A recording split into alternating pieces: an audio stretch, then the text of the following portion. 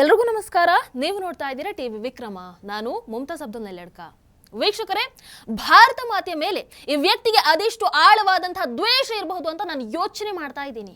ವಿದೇಶಿಗರಿಗೆ ಭಾರತದ ಮೇಲೆ ಇರುವಂತಹ ಆ ಗೌರವ, ಆ ಪ್ರೀತಿ ಭಾರತದಲ್ಲೇ ಇರುವಂತಹ ಈ ವಿದೇಶಿ ರಾಹುಲ್ ಇಟಲಿಗೆ ಇಲ್ಲ ನೋಡಿ.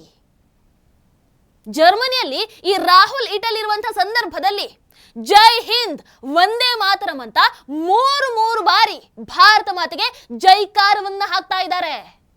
ಈ ಇಟಲಿ ಪುತ್ರನ ಬಾಯಲ್ಲಿ ಒಂದು ಬಾರಿ ಕೂಡ ತಪ್ಪಿಯೂ ಭಾರತ ಮಾತೆಗೆ ಜೈಕಾರ ಹಾಕೋದಕ್ಕಾಗ್ಲಿಲ್ಲ ನೋಡಿ. ಥ್ಯಾಂಕ್ ಯು ಅಂತೆ. ಯಾರಿಗ್ ಬೇಕು ನಿಮ್ಮ ಥ್ಯಾಂಕ್ ಯು? ಆ ಜೈಕಾರ ಕೂಗುವಾಗ ಆತ ನಡ್ಕೊಂಡಂತಹ ರೀತಿನೇ ಸಾಕು ಆತ ಏನನ್ನುವಂಥದ್ದನ್ನ ಹೇಳೋದಕ್ಕೆ. ಜೈ ಹಿಂದ್, ಜೈ ಹಿಂದ್, ವಂದೇ ಮಾತರಂ, ವಂದೇ ಮಾತರಂ, ಜೈ ಹಿಂದ್, ಜೈ ಹಿಂದ್, ವಂದೇ ಮಾತರಂ, ವಂದೇ ಮಾತರಂ. ನಮ್ಮ ದೇಶದ ಮೇಲೆ ಇಷ್ಟು ದ್ವೇಷ ಇದ್ದ ಮೇಲೆ ಯಾಕ್ರಿ ಇದ್ದೀರಾ ನಮ್ಮ ದೇಶದಲ್ಲಿ? ನೀವು ನಮ್ಮ ದೇಶದ ಪ್ರಧಾನಿ ಆಗ್ತೀರಾ? ಆಗ ಕೂಡ್ದು ನೀವು. ಅದಕ್ಕೆ ಯಾರು ಅವಕಾಶವನ್ನ ಮಾಡಿ ಕೊಡಬಾರ್ದು. ದೇಶವನ್ನ ಪ್ರೀತಿ ಮಾಡೋದಕ್ಕಾಗದಂಥವ್ರು ಯಾಕ್ರಿ ನಮ್ಮ ದೇಶಕ್ಕೆ ಪ್ರಧಾನಿ ಆಗಬೇಕು? ವೀಕ್ಷಕರು, ಇವತ್ತಿನ ಕಾರ್ಯಕ್ರಮದಲ್ಲಿ ರಾಹುಲ್ ಇಟಲಿಯ ಜರ್ಮನಿ ಫೈಲ್ಸ್ ಅನ್ನ ನಿಮ್ಮ ಮುಂದೆ ಇಡೋಣ ಅಂತ ಬಂದಿದ್ದೀನಿ. ರಾಹುಲ್ ಇಟಲಿ ಮತ್ತೆ ಸಂಸತ್ ಅಧಿವೇಶನದ ಮಧ್ಯದಲ್ಲೇ ಹಂಗೇ ಜರ್ಮನಿಗೆ ಹಾರಿರುವಂತಹ ವಿಚಾರ ನಿಮಗೆಲ್ಲರಿಗೂ ಕೂಡ ಗೊತ್ತೇ ಇದೆ.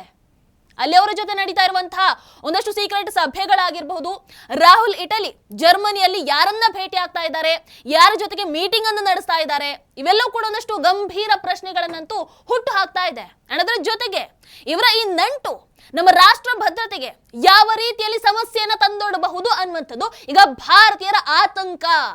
ಯಾಕೆ ಅಂತ ಅಂದ್ರೆ, ಧುರಂಧರ್ ಸಿನಿಮಾದಲ್ಲಿ ನೋಡಿಲ್ವಾ, ಚಿದಂಬರಂ ಅವರು ಅವತ್ತು ನಮ್ಮ ದೇಶದ ಭದ್ರತೆಯನ್ನ ಪಾಕಿಸ್ತಾನಕ್ಕೆ ಯಾವ ರೀತಿ ಮಾರಿದ್ರು ಅನ್ನುವಂಥದ್ದನ್ನ. ಆಮೇಲೆ ಯಾಕೆ ಗೊತ್ತಿಲ್ಲ, ಅದು ಕೋಇನ್ಸಿಡೆನ್ಸೋ ಏನೋ ಗೊತ್ತಿಲ್ಲ, ರಾಹುಲ್ ಇಟಲಿ ಅವರು ಪ್ರತಿ ಬಾರಿ ವಿದೇಶಕ್ಕೆ ಹೋದಾಗ್ಲೂ ಕೂಡ ನಮ್ಮ ದೇಶದಲ್ಲಿ ಏನಾದ್ರೂ ಒಂದು ಕೆಟ್ಟ ರೀತಿಯಾದ ಇನ್ಸಿಡೆಂಟ್ಗಳು ನಡೆಯುತ್ತವೆ. ಹಾಗಾಗಿ ಭಾರತೀಯರಿಗೊಂದು ಭಯ ಅಂತೂ ಖಂಡಿತವಾಗ್ಲೂ ಇದೆ. ವೀಕ್ಷಕರೇ, ರಾಹುಲ್ ಇಟಲಿ ಅವರು ಜರ್ಮನಿಯಲ್ಲಿ ಭೇಟಿ ಆದಂತಹ ಮೊದಲ ವ್ಯಕ್ತಿ ಡಾಕ್ಟರ್ ಡ್ಯಾನಿಯೆಲಾ ಸಕ್ವರ್ಜರ್. ಮೊದಲಿಗೆ ಹೇಳ್ತೀನಿ, ಓಪನ್ ಫೌಂಡೇಶನ್ ಮತ್ತೆ ಸೋರೋಸ್ ಎರಡು ಒಂದೇ. ಸೊ ಈ ವ್ಯಕ್ತಿ ಇದಾರಲ್ವಾ, ಇವರು 2021ರಿಂದ 2023ರವರೆಗೆ ಓಪನ್ ಸೊಸೈಟಿ ಫೌಂಡೇಶನ್ ಅಲ್ಲಿ ಯುರೋಪ್ ಅದೇ ರೀತಿ ಯುರೇಷಿಯಾ ವಿಭಾಗದ ಎಕ್ಸಿಕ್ಯೂಟಿವ್ ಡೈರೆಕ್ಟರ್ ಆಗಿ ಸೇವೆಯನ್ನ ಸಲ್ಲಿಸಿದಂಥವರು. ಇದಕ್ಕೂ ಮೊದಲು ಡಿಜಿಎಪಿ ಸಂಸ್ಥೆಯನ್ನ ಮುನ್ನಡೆಸಿದಂಥವರು. ಈ ಡಿಜಿಎಪಿ ಸಂಸ್ಥೆಗೆ ಓಪನ್ ಸೊಸೈಟಿಯಿಂದ ಪ್ರತಿ ವರ್ಷ 2,50,000 ಯೂರೋಗಳಿಗಿಂತ ಹೆಚ್ಚು ಹಣಕಾಸು ನೆರವು ಬರ್ತಾ ಇರುತ್ತೆ.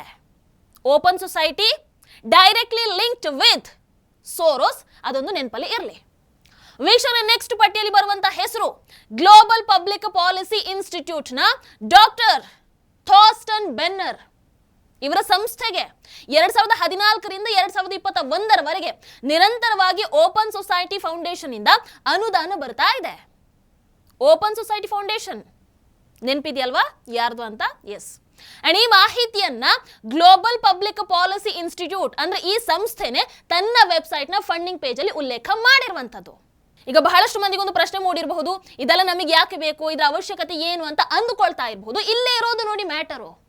ಈ GPPI ಸಂಸ್ಥೆ ಇದೆಯಲ್ವಾ, ಗ್ಲೋಬಲ್ ಪಬ್ಲಿಕ್ ಪಾಲಿಸಿ ಇನ್ಸ್ಟಿಟ್ಯೂಟ್, ಇದು ಸಾಮಾನ್ಯ ಸಂಸ್ಥೆ ಅಲ್ಲ.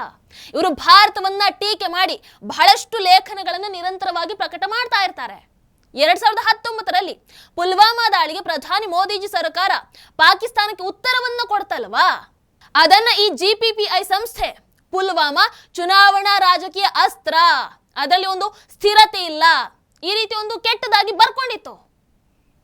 ನಿಮಗೆ ನೆನಪಿರಬಹುದು, ಅದೇ ಪುಲ್ವಾಮಾ ದಾಳಿ ಸಂದರ್ಭದಲ್ಲಿ ನಮ್ಮ ದೇಶದ ವಿರೋಧ ಪಕ್ಷದ ನಾಯಕ ಅಂತ ಅನ್ನಿಸ್ಕೊಂಡಿರುವಂತ ಒಬ್ಬ ವ್ಯಕ್ತಿ, ಯಾರಿಗೆ ಲಾಭ ಆಯಿತು ಪುಲ್ವಾಮಾದಿಂದ, ಇನ್ನು ಪುಲ್ವಾಮಾ ದಾಳಿಯಲ್ಲಿ ಪ್ರಾಣವನ್ನ ಕಳ್ಕೊಂಡಂಥವರನ್ನ ಹುತಾತ್ಮರು ಅಂತ ಕರೆಯೋದಕ್ಕೆ ಕೂಡ ಆ ವ್ಯಕ್ತಿ ನಿರಾಕರಿಸಿದ್ರು, ಅವತ್ತು ಅವಮಾನವನ್ನ ಮಾಡಿದ್ರು. ನೆನಪಿದೆಯಲ್ವಾ? ಎಸ್. ಇನ್ನು GPPI 2025ರಲ್ಲಿ ಕಾಶ್ಮೀರದ ಕುರಿತು ಭಾರತದ ನಿಲುವನ್ನ ಹೇಳುವಾಗ ಅದರಲ್ಲಿ ಮೋದಿಜಿ ಸರ್ಕಾರದ ವೈಫಲ್ಯ ಅನ್ನೋದರ ವರ್ಣನೆ ಕೂಡ ಮಾಡ್ತಾರೆ. ಇಲ್ಲಿ ಈ ಬೆನ್ನರ್ ಅನ್ನುವಂತಹ ವ್ಯಕ್ತಿಯ ಸಂಪರ್ಕ ಇವರೇ ನೋಡಿ. ಇನ್ನೂ ಒಂದಷ್ಟು ಆಳವಾಗಿರೋ ಹಾಗೆ ಕಾಣಿಸುತ್ತೆ. ಇವರು ಜರ್ಮನ್ ಮಾರ್ಷಲ್ ಫಂಡ್ GMF ನ ಎಕ್ಸ್ಪರ್ಟ್ ಪ್ಯಾನೆಲ್ ಸದಸ್ಯರು ಕೂಡ ಹೌದು. ಈ GMF ನ ಅಡ್ವೈಸರಿ ಕೌನ್ಸಿಲ್ ನಲ್ಲಿ ರಷ್ಯಾದ ಮಾಜಿ ರಾಯಭಾರಿ ಮೈಕಲ್ ಮ್ಯಾಕ್ಫಾಲ್ ಕೂಡ ಇದ್ದಾರೆ. ಯಾರೀತ ನೆನಪಿದ್ಯಾ? ಮ್ಯಾಕ್ಫಾಲ್ ಯಾರು? 2023 ಯಾವಾಗ ಮೇ 2023ರಲ್ಲಿ ಸ್ಟ್ಯಾನ್ಫೋರ್ಡ್ ವಿಶ್ವವಿದ್ಯಾಲಯದಲ್ಲಿ ರಾಹುಲ್ ಇಟಲಿ ಅವರನ್ನ ಹೋಸ್ಟ್ ಮಾಡಿದ್ದು ಈತನೇ. ವೀಕ್ಷಕರು, ಇನ್ನು ರಾಹುಲ್ ಇಟಲಿ ಭೇಟಿಯಾದಂತಹ ಮೂರನೇ ವ್ಯಕ್ತಿ European Council on Foreign Relations ನ ಡಾಕ್ಟರ್ ಮನೀಷಾ ರೈಟರ್. ಇವರ ಸಂಸ್ಥೆಗೆ ಭಾರತದ ಗೃಹ ಸಚಿವಾಲಯದಿಂದ ನಿಷೇಧ ಆಗಿರುವಂತಹ 3 ಸಂಸ್ಥೆಯಿಂದ ಹಣಕಾಸು ನೆರವು ಬರ್ತಾ ಇದೆ. 1 Open Society Foundation, 2 European Climate Foundation, 3 Children's Investment Fund Foundation. ಎಲ್ಲ ಸಂದರ್ಭದಲ್ಲೂ ಕೂಡ ಜಸ್ಟ್ ಲಿಂಕ್ ಮಾಡ್ತಾ ಹೋಗಿ ಅಷ್ಟೇ. ವೀಕ್ಷಕರು, ಇನ್ನು ಪ್ರೋಗ್ರೆಸಿವ್ ಅಲಯನ್ಸ್ ಬಗ್ಗೆ ನಿಮಗೆ ಗೊತ್ತೇ ಇದೆ. ಅದರ ಸದಸ್ಯರ ಲಿಸ್ಟ್ ಅಲ್ಲಿ ನಮ್ಮ ಭಾರತೀಯ ರಾಷ್ಟ್ರೀಯ ಕಾಂಗ್ರೆಸ್ ಇದೆ, ಸಮಾಜವಾದಿ ಪಾರ್ಟಿ ಇದೆ. ಅಷ್ಟೇ ಅಲ್ಲ, ಅದೇ ಲಿಸ್ಟ್ ಅಲ್ಲಿ ಅವಾಮಿ ಪಾರ್ಟಿ ಇದೆ ಅಂಡ್ ಪಾಕಿಸ್ತಾನದ ನ್ಯಾಷನಲ್ ಪಾರ್ಟಿ ಕೂಡ ಇದೆ. ಎಲ್ಲರೂ ಒಂದೇ. ಈ ಪಾಕಿಸ್ತಾನಿ ಸಂಘಟನೆಗಳಿಗೆ ಸಕ್ಸೆಸಸ್ ಗ್ರೂಪ್ ಅಂತ ಇರುತ್ತೆ. ಅವರು ಈ ಕಾಶ್ಮೀರದ ವಿಚಾರದಲ್ಲಿ ಮಾತಾಡ್ತಾರೆ. ಆರ್ಟಿಕಲ್ 370 ರದ್ದುಪಡಿಸಿದಾಗ ಅದಕ್ಕೆ ವಿರೋಧವನ್ನ ವ್ಯಕ್ತಪಡಿಸ್ತಾರೆ. ಅಂದ್ರೆ ಒಟ್ಟಾರೆ ಭಾರತಕ್ಕೆ ವಿರುದ್ಧ ಆಗಿರುವಂತಹ ಎಲ್ಲವನ್ನು ಕೂಡ ಬೆಂಬಲಿಸ್ತಾ ಇರ್ತಾರೆ, ಎಲ್ಲವನ್ನು ಕೂಡ ಮಾಡ್ತಾ ಇರ್ತಾರೆ. ಇನ್ನು ಪ್ರೋಗ್ರೆಸಿವ್ ಅಲಯನ್ಸ್ ನ ಪಾರ್ಟ್ನರ್ಸ್ ಅಲ್ಲಿ ಸೆಂಟರ್ ಫಾರ್ ಅಮೆರಿಕನ್ ಪ್ರೋಗ್ರೆಸ್ ಕೂಡ ಇದೆ. ಇದಕ್ಕೂ ಅಷ್ಟೇ ಓಪನ್ ಸೊಸೈಟಿ ಫೌಂಡೇಶನ್ ಇಂದ ಕೋಟ್ಯಾಂತರ ಹಣ ಬರ್ತಾ ಇರುತ್ತೆ. ಅದಾದ ನಂತರ ನೆಕ್ಸ್ಟ್ ವೀಕ್ಷಕರ, ರಾಹುಲ್ ಇಟಲಿ ಹೆರ್ಟಿ ಸ್ಕೂಲ್ ಆಫ್ ಗವರ್ನೆನ್ಸ್ಗೆ ಕೂಡ ಭೇಟಿ ನೀಡೋರು ಇದ್ದಾರೆ.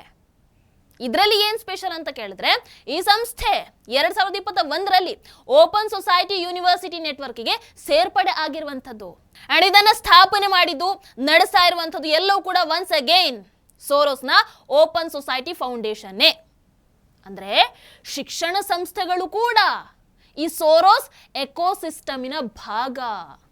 ಈಗ ಅಲ್ಲಿಗೆ ರಾಹುಲ್ ಇಟಲಿ ಅವರು ಭೇಟಿ ನೀಡೋರು ಇದ್ದಾರೆ. ಇನ್ನು ರಾಹುಲ್ ಇಟಲಿ ಅವರು ಕಾರ್ನೆಲಿಯಾ ವೋಲ್ ಅವರನ್ನು ಕೂಡ ಅಲ್ಲಿ ಭೇಟಿ ಆಗಿದ್ದಾರೆ. ಇವರು ಕೂಡ ಜಾರ್ಜ್ ಸೋರೋಸ್ಗೋಸ್ಕರ ಕೆಲಸ ಮಾಡ್ತಾರೆ. ಹಾಗಾಗಿ ಈ ರಾಹುಲ್ ಇಟಲಿ ಸಂಸತ್ತನ್ನ ಬಿಟ್ಟು ಓಡಿದ್ದು ಇದಕ್ಕೋಸ್ಕರನ? ಸೋರೋಸ್ ಗ್ಯಾಂಗ್ ಅನ್ನ ಇಷ್ಟು ಅರ್ಜೆಂಟ್ ಆಗಿ ಮೀಟ್ ಮಾಡೋದಕ್ಕ? ಹಾಗಾದ್ರೆ ಸೋರೋಸ್ ಅಂಡ್ ರಾಹುಲ್ ಇಟಲಿ ಸೇರಿ ಭಾರತದ ವಿರುದ್ಧ ಏನಾದ್ರೂ ಪಿತೂರಿಯನ್ನ ಮಾಡ್ತಾ ಇದ್ದಾರಾ? ಪ್ರಶ್ನೆ. ಬಹಳಷ್ಟು ಮಂದಿ ಚರ್ಚೆಯನ್ನ ಮಾಡ್ತಾ ಇದ್ದಾರೆ, ಅದಕ್ಕೋಸ್ಕರ ಕೇಳ್ತಾ ಇದ್ದೀವಿ. ಇಷ್ಟೆಲ್ಲ ನೋಡಿದ ಮೇಲೆ ಡೌಟ್ ಬಂದೇ ಬರುತ್ತಲ್ವಾ? ವೀಕ್ಷಕರಲ್ಲಿ ರಾಹುಲ್ ಇಟಲಿಯ ಪ್ರತಿ ಮೀಟಿಂಗ್, ಅವರು ಭೇಟಿ ಆಗುವಂತಹ ಪ್ರತಿ ವ್ಯಕ್ತಿ, ಅವರು ಭೇಟಿಯಾದಂತಹ ಪ್ರತಿ ಸಂಸ್ಥೆ, ಎಲ್ಲದರದ್ದು ಕೂಡ ಒಂದೇ ಪ್ಯಾಟರ್ನ್ ಇದೆ.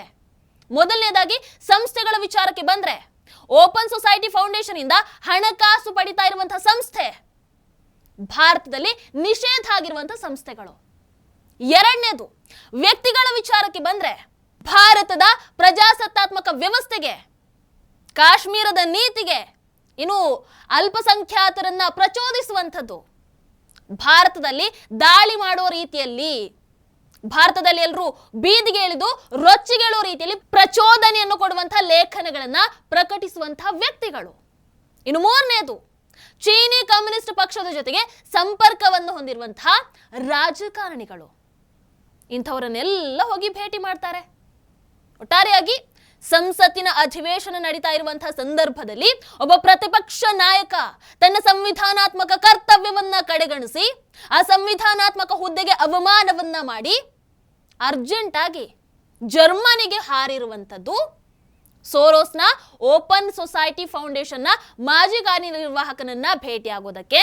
ಎರಡನೇದು ಭಾರತದ ಗೃಹ ಸಚಿವಾಲಯದಿಂದ ನಿಷೇಧ ಆಗಿರುವಂತಹ ಸಂಸ್ಥೆಗಳಿಂದ ಹಣಕಾಸು ಪಡಿತಾ ಇರುವಂತಹ ಸಂಘಟನೆಗಳನ್ನ ಭೇಟಿಯಾಗೋದಕ್ಕೆ. ಇನ್ನು ಮೂರನೇದು ಚೀನಿ ಕಮ್ಯುನಿಸ್ಟ್ ಪಕ್ಷದ ಒಳ್ಳೆ ಸಂಪರ್ಕ ಮಾರ್ಗಗಳನ್ನು ಹೊಂದಿರುವಂತಹ ರಾಜಕಾರಣಿಗಳನ್ನ ಭೇಟಿಯಾಗೋದಕ್ಕೆ. ಇನ್ನು ನಾಲ್ಕನೇದು ಪಾಕಿಸ್ತಾನಿ ಭಯೋತ್ಪಾದಕ ವೇದಿಕೆ ನೀಡುವಂತಹ ಜಾಲಗಳನ್ನ ಭೇಟಿ ಆಗೋದಕ್ಕೆ. ಏನ್ ಹೇಳ್ತೀರಾ ಇದಕ್ಕೆ? ಗೊತ್ತಿಲ್ಲ. ಒಟ್ಟಾರೆಯಾಗಿ ಭಾರತದಲ್ಲಿ ಮಲ್ಲಿಕಾರ್ಜುನ ಖರ್ಗೆ ಅವರು ನೋಡಿದ್ರೆ ದೇಶದ ಒಳಗೆ ಜನ ರಸ್ತೆಗಿಳಿದು ಪ್ರತಿಭಟಿಸುವಂತಹ ಪ್ರಚೋದನಕಾರಿ ಹೇಳಿಕೆಯನ್ನು ಕೊಡ್ತಾರೆ. आपको कल के दिन ऐसा ही एक समय आएगा जिस ढंग से आप 3 कृषि काले कानून को वापस लिए, तो ऐसा एजिटेशन आपको चाहिए कि लोग आपको गड़बड़ करने से, रास्ते बंद होने से, गोलियां खाने से यही पसंद है. उसी वक्त अगर आप ये करते हैं तो लोग मजबूरन रास्ते पे आएंगे, सड़क पे आएंगे, गोलियां भी खाएंगे, लेकिन इस कानून को सपोर्ट कभी नहीं करेंगे और हम लड़ते रहेंगे. ರಾಹುಲ್ ಇಟಲಿ ನೋಡಿದ್ರೆ ಜರ್ಮನಿಯಲ್ಲಿ ಸೋರೋಸ್ ಕ್ಲೋಸ್ ಟೀಮ್ ಜೊತೆಗೆ, ಆ ವ್ಯಕ್ತಿಗಳ ಜೊತೆಗೆ, ಪಾಕ್ ಜಾಲದ ಜೊತೆಗೆ ಮೀಟಿಂಗ್ ಅನ್ನು ಮಾಡ್ತಾ ಇದ್ದಾರೆ, ಭೇಟಿ ಆಗ್ತಾ ಇದ್ದಾರೆ, ಒಳ್ಳೆ ಸಂಬಂಧವನ್ನ ಬೆಳೆಸ್ಕೊಳ್ತಾ ಇದ್ದಾರೆ. ಇರೋದನ್ನ ಹೇಳಿದ್ದೀನಿ. ಇನ್ನು ಅದನ್ನ ಯಾವ ರೀತಿ ತಗೊಳ್ಬೇಕು, ಬಿಡಬೇಕು, ಎಲ್ಲವೂ ಕೂಡ ನಿಮ್ಮ ನಿಮ್ಮ ವಿವೇಚನೆಗೆ ಬಿಟ್ಟಿರುವಂಥದ್ದು ಅಷ್ಟೇ. ನಮಸ್ಕಾರ. ಟಿವಿ ವಿಕ್ರಮ, ದೇಶ ನಿಮ್ಮ ಕೈಯಲ್ಲಿ. ಈ ಕಾರ್ಯಕ್ರಮ ನಿಮಗೆ ಇಷ್ಟ ಆಗಿದ್ದಲ್ಲಿ ಲೈಕ್, ಶೇರ್ ಹಾಗೂ ಕಮೆಂಟ್ ಮಾಡಿ. ಟಿವಿ ವಿಕ್ರಮದ ಕಾರ್ಯಕ್ರಮಗಳನ್ನು ನಿರಂತರವಾಗಿ ವೀಕ್ಷಿಸಲು ಸಬ್ಸ್ಕ್ರೈಬ್ ಮಾಡಿ, ಬೆಲ್ ಐಕನ್ ಒತ್ತಿ.